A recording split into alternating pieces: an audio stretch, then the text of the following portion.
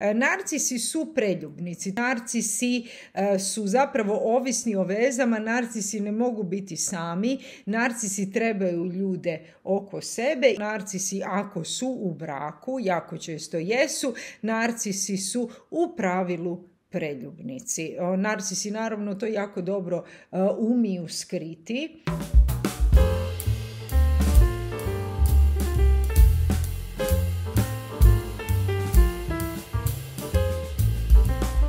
Dobar dan, ja sam Ognjena, dobrodošli na moj kanal Umjetnost življenja. Danas ćemo razgovarati o tome na koji način narcisi uspiju održati svoje preljubničke afere, kako ih onako manipulativno drže ljude navezanim za sebe bez realne namjere učiniti nešto sa tim odnosom. Znači drže ljude vezanim za sebe, a u biti odbijaju, neiskazano odbijaju se posvetiti i vezati za te ljude.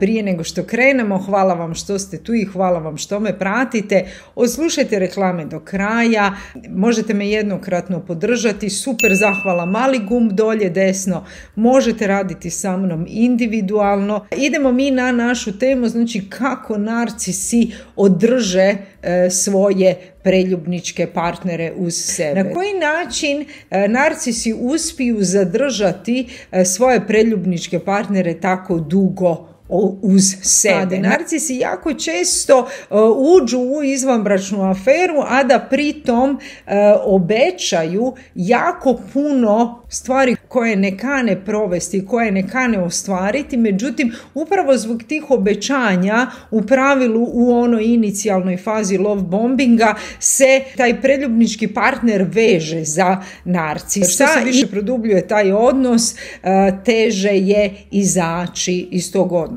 Šta narcisi praktično rade? Narcisi u pravilu se žale na loš brak u kom su, koriste priču o lošem braku, a kako bi se približili toj drugoj osobi i kroz tu priču oni dobiju simpatije za sebe, oni čak znaju izazvati sažaljenje i jako često taj inicijalni otpor zauči u izvanbračnu aferu sa narcisom je zato što mi imamo suosjećanja prema njihovoj nesreći, kako ju oni prikazuju.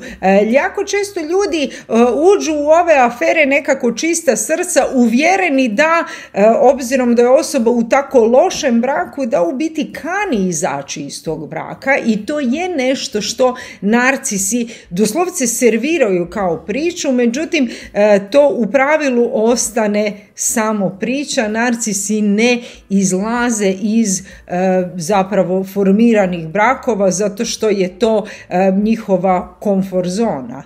Jako često narcisi imaju djecu, narcisi ostaju u braku i obzirom da imaju djecu, oni jako često koriste djecu kao izliku za neprekidanje braka, za neizlazak iz braka. Djecu koriste za doslovce kupovanje vremena, jer čekam da mi djeca malo porastu, da završe školu. Bilo koja od ovih izlika je nešto što narcis koristi, a kako bi kupio vrijeme, a zadržao zapravo tu osobu koja je s njim u izvanbračnoj aferi. Kako je moguće da ljudi ostaju uz njih unatoč tomu što narcisi uopće ne ostvaruju svoje obećanja? Narcisi u pravilu stvaraju iluziju i viziju neke budućnosti koja je zapravo uvijek u nekom futuru, uvijek u nekoj budućnosti i nikad ne dođe u stvarnost. Upravo ta lažna budućnost koju narcisi prezentiraju, koju obećavaju, nas drži navezanima na taj odnos. Kao živi pijesak, mi doslovce gubimo tlo pod nogama i narcis samo nas produbljuje više u tom odnosu koji realno nema neku ni perspektivu ni neku budućnost, međutim kako vrijeme ide sve je teže izaći iz tog odnosa. Narcisi nas znaju iznenaditi. Mi se jako često osjetimo zatočenima i jako često se osjetimo da tamani da hoćemo ne možemo izaći iz okova tog odnosa, ma koliko taj odnos zapravo bio i preljubnički. Narcisi zatoče svoje partnere, u tom odnosu partner propada doslovce kao u živi pijesak, a vrijeme ide u tom nekom odnosu bez perspektive. Jako je bitno pogledati činjenice unutar odnosa, ma kako to bolno bilo. Ako vam treba praktični vodič i praktična podrška na tom putu, javite mi se na mail. Hvala vam puno na vremenu, hvala vam na ovom razgovoru. Ostavite dapače komentar, proširite, ostavite svoje mišljenje. Ako želite raditi sa mnom individualno, javite mi se na mail, a do sljedećeg razgovora budite mi zdravo, dobro i veselo. Ćao!